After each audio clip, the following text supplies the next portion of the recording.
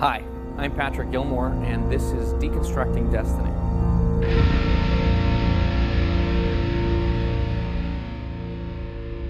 Although Destiny is a futuristic spaceship to most, it predates anything the Stargate program has ever come across. And that goes for all her technology. Destiny's interface chair is an example of that technology. Technology that the crew may have wanted to understand a little bit before they dove right in. The neural interface chair is the precursor to the neural interface device that O'Neill discovers in SG1, the face hugger. This is like the very crude version of it that you sit in and it activates and this thing comes down and these bolts don't go into your head but press against your head, and there's a neural interface, a connection. So this is a prototype, essentially, of a machine that is capable of allowing you to connect mentally with the systems aboard the ship and to access the database aboard the ship.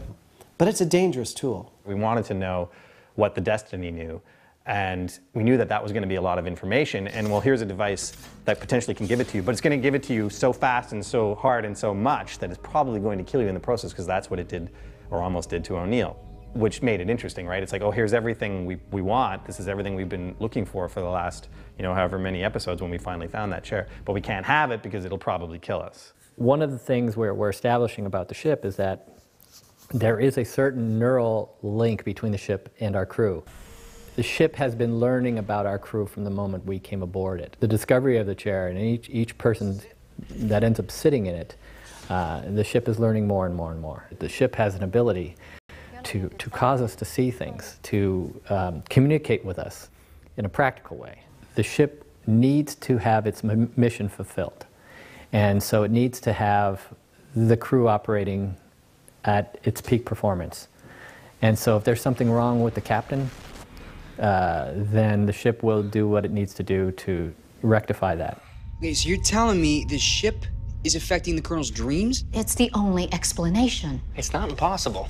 Brainwaves are just electrical impulses, so theoretically they could be manipulated if you knew how.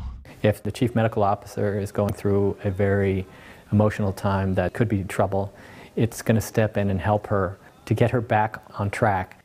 And why this wasn't happening right from the start is because the ship was gradually learning who was who, how the ship was being run. Especially now that we've gotten the master code, it's learned much more. Something about this program's overriding normal operations. Which leaves only one question. Why? These things that we dream about or write about in our shows are things that some smart people on Earth are thinking about right now.